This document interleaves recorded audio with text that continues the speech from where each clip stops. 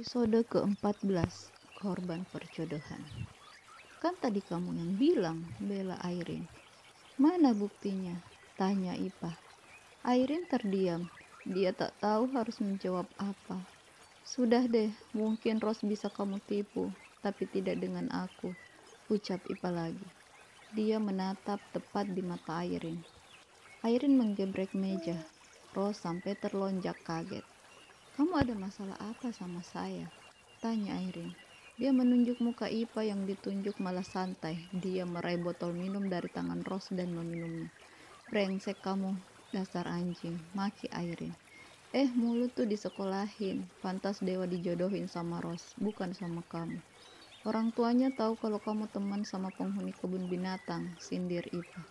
Pah, jangan ribut tengah malam, Ros memperingatkan sepupunya. Habisnya dia sih kayak gitu, sela Ipa. Kamu yang suka cari gara-gara, seru Airin.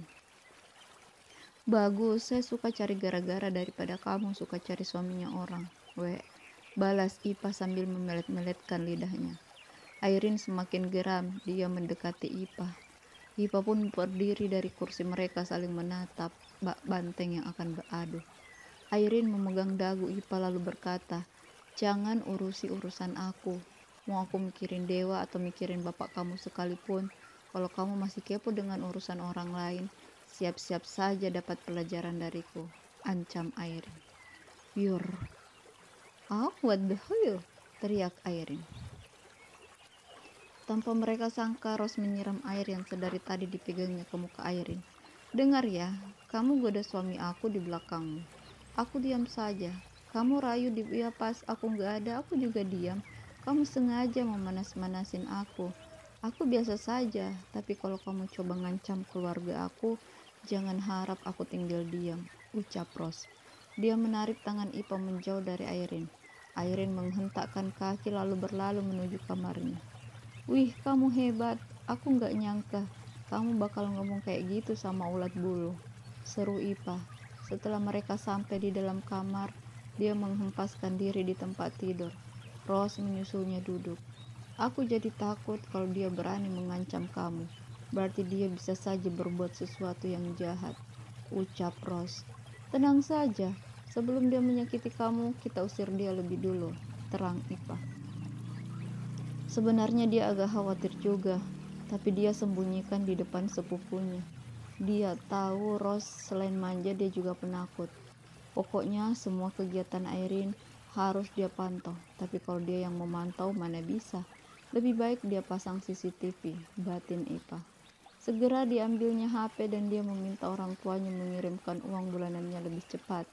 Ipa kembali meneruskan tidurnya. Ros belum bisa tidur, dia harus waspada.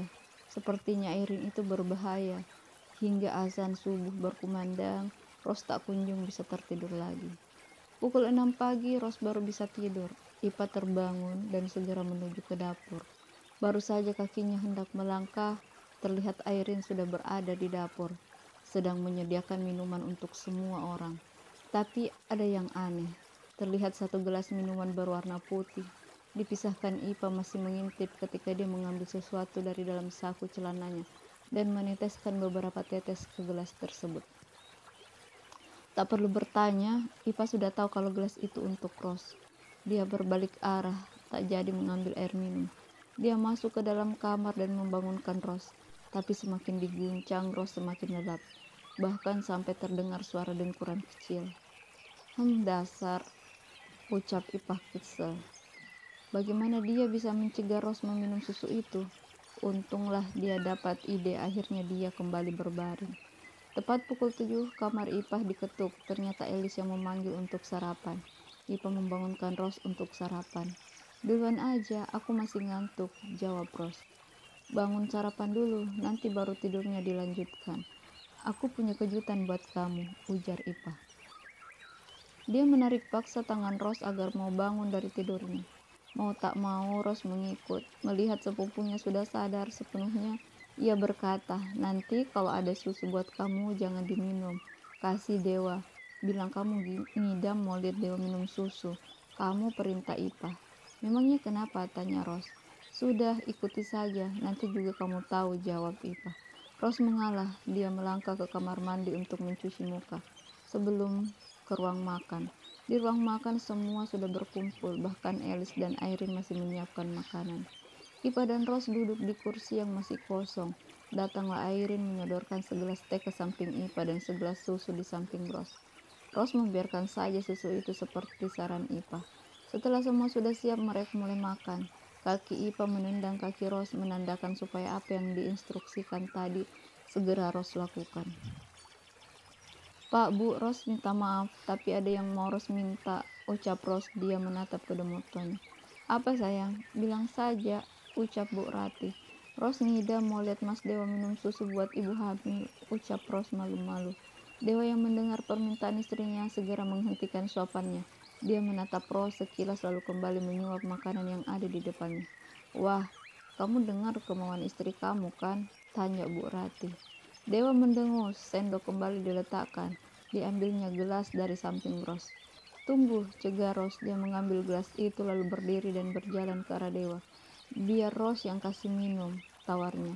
Dewa diam saja, sedangkan Bu Rati dan Pak Dirman tersenyum-senyum melihat tingkah menantunya. Irene yang baru saja keluar dari kamar mandi dan melihat Rose memegang gelas susu yang telah dia siapkan tersenyum.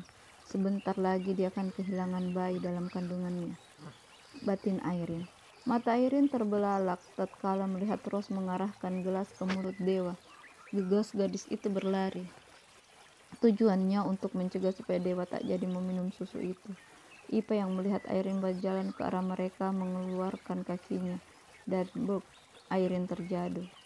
Membentur sebuah meja dan panci yang ada di atas meja terjatuh ke lantai. Semua yang ada di tempat itu terkejut, begitupun dengan Rose dan Dewa. Dewa bangkit dan membantu Irene. Rose yang melihatnya cemberut, diletakkannya gelas berisi susu tersebut ke atas meja, lalu melangkah meninggalkan semua yang ada di tempat itu. Melihat hal itu, Bu Rati berteriak,